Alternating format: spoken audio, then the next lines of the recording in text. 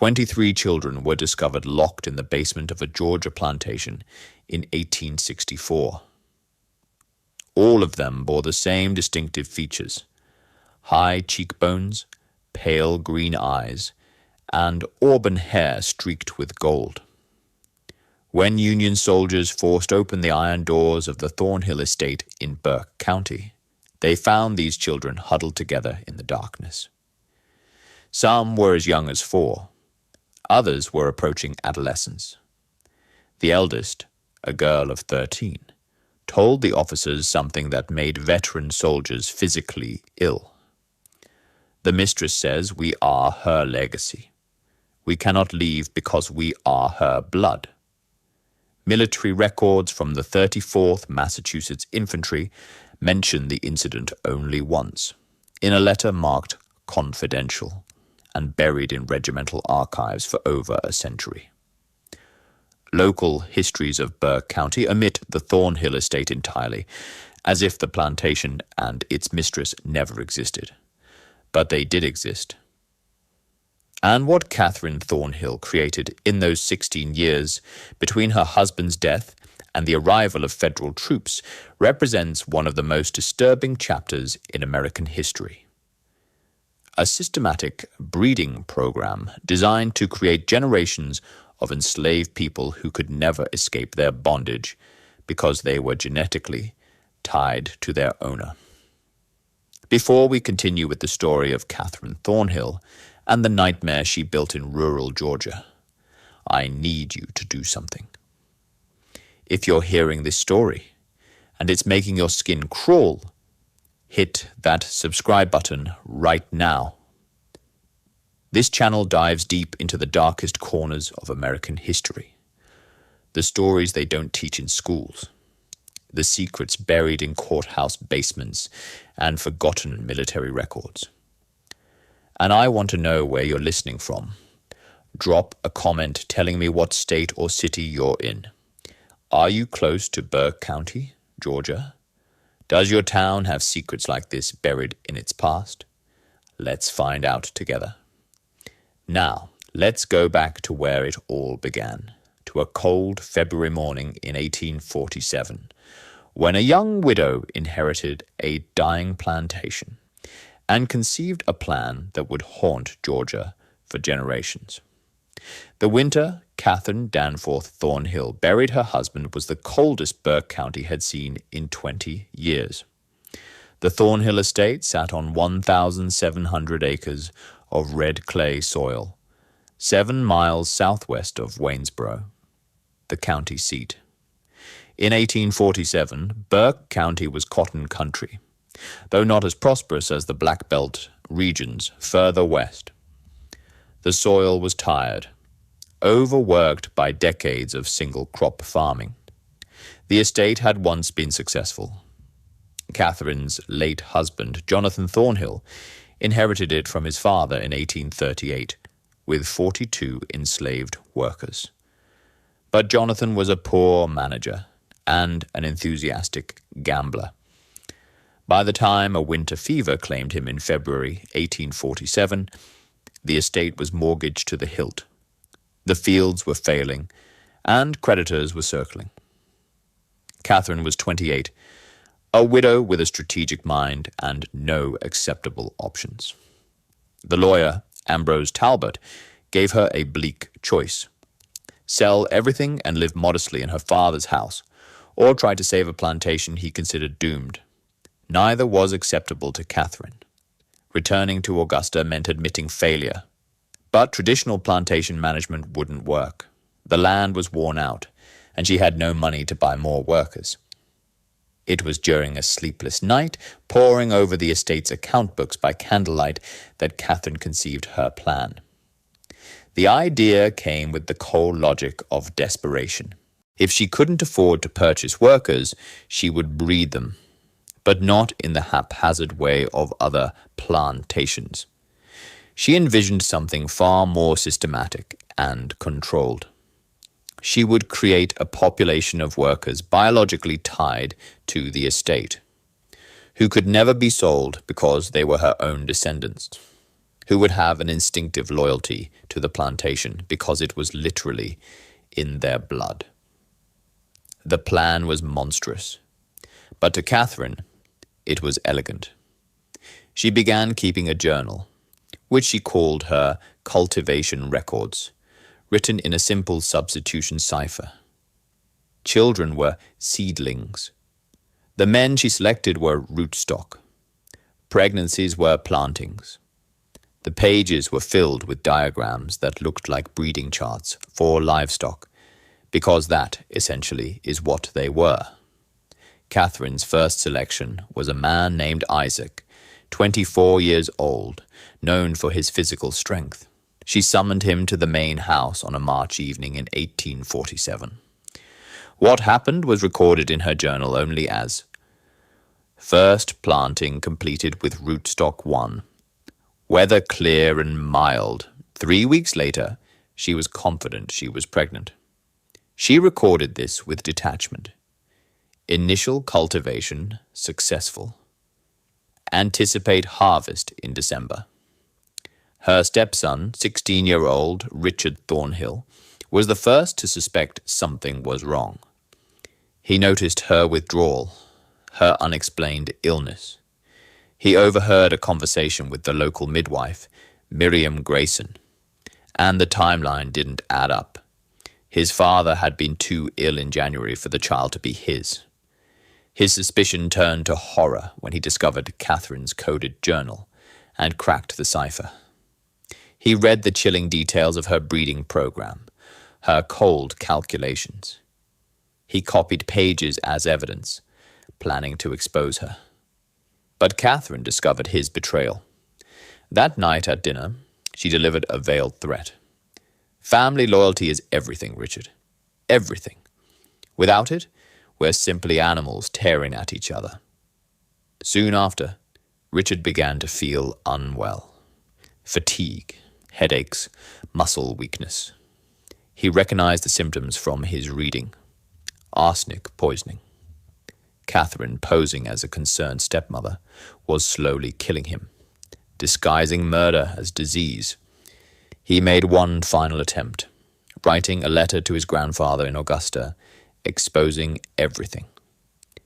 He gave it to a house servant to post, but the girl, terrified, gave it to Katherine.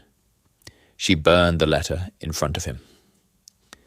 "You're very ill, darling," she said softly. "The fever is affecting your mind. It's a mercy, really, that you won't have to suffer much longer." Richard Thornhill died on December 3rd, 1847. The doctor noted consumption as the cause. 4 days later, Katherine gave birth to a healthy son. She named him Jonathan and claimed he was born premature. The years between 1848 and 1856 transformed Thornhill Estate. To outsiders, it was a miracle. The failing plantation regained its footing. But this efficiency came at a terrible cost. Katherine gave birth to 4 more children by 1853. Each birth was attended only by Miriam Grayson, now deeply complicit and paid handsomely for her silence.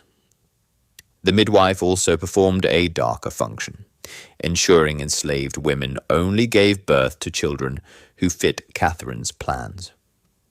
When pregnancies occurred outside her controlled pairings, Mrs. Grayson provided abortifacients. By 1856, Katherine's program had produced 10 children of her own. They lived in a peculiar liminal space, legally enslaved, but raised in the main house, wearing decent clothes and receiving an informal education from Katherine herself. She was grooming them, preparing them for the next phase. The eldest, Jonathan, was 8.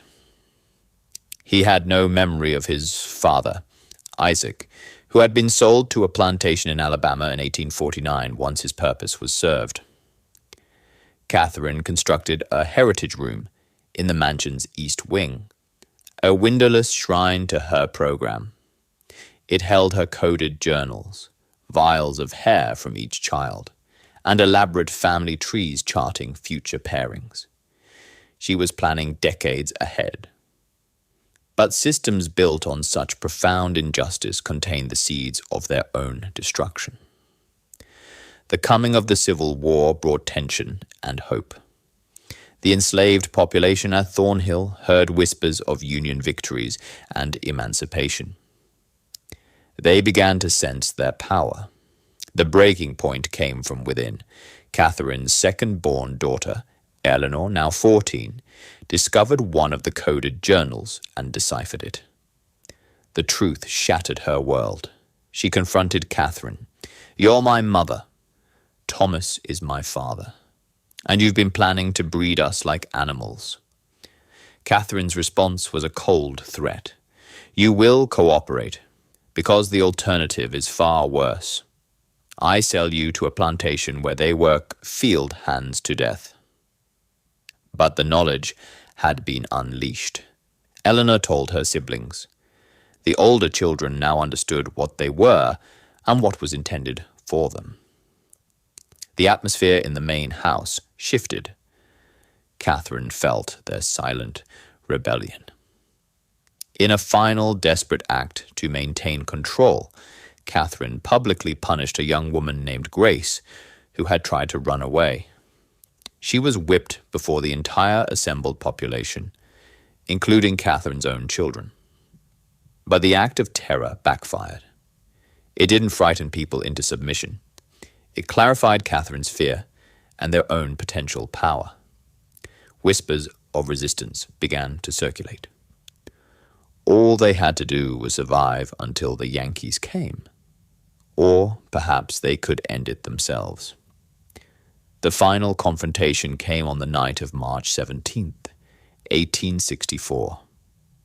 With the Confederacy collapsing, Katherine gathered her 11 biological children in the Heritage Room. She revealed a box of laudanum. "If the Yankees come, where will you go? You'll be outcasts. Is that better than staying here together?" she pleaded. "This medicine, in larger doses, it provides eternal peace. I want to protect you." But her children, led by Jonathan and Eleanor, stood against her. "You're a monster," Jonathan said. Seeing her legacy reject her, Katherine made a final, desperate decision. She would at least preserve the record. She grabbed the journals and charts and fled the house, running toward the quarters. What happened next is known only through fragmented, conflicting testimonies. What is certain is that Katherine Thornhill reached the quarters, clutching the evidence of her atrocities. What is certain is that the enslaved population emerged and saw their tormentor. What is certain is that someone decided that this was the moment. Katherine Thornhill disappeared that night. Her journals were found, scattered and torn. In the mud, her body was gone. When her stepson Jonathan and daughter Eleanor reached the quarters, they found chaos, but no Katherine. An enslaved woman named Hope looked at them and said, "She's gone and she ain't coming back." Justice got done here tonight. They chose to let it rest. The next morning, she was reported missing. The sheriff concluded she had fled advancing Union forces. No one from the quarters spoke.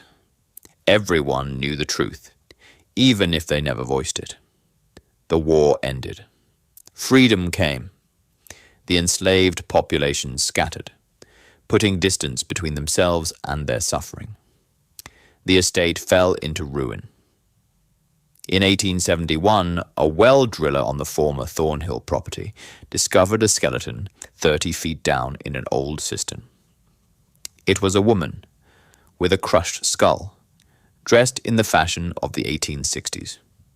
She was buried in an unmarked grave. The people in Burke County's black community knew who it was. The story was passed down in whispers. Some things happened that needed to happen. Some people did things that needed doing. The 23 children found in the basement were freed and placed with families. Their eventual fates are lost to history, but they and their descendants are Katherine Thornhill's true legacy. Not a dynasty of bondage, but a testament to survival. They outlasted the nightmare. They carry with them the story of a woman who systematized cruelty and the people who, in the end, erased her. What do you think of this story? Do you believe everything was revealed? Or are there still secrets buried on that land in Burke County? The truth is, we may never know the full extent of what happened. The survivors chose to carry some secrets to their graves, and maybe that's their right, but we can honor them by remembering that their resistance mattered. Their survival mattered. If this story moved you, let me know in the comments. Share this video. Subscribe for more deep dives into America's darkest chapters. And remember, the past is never as far behind us as we'd like to believe. See you in the next video.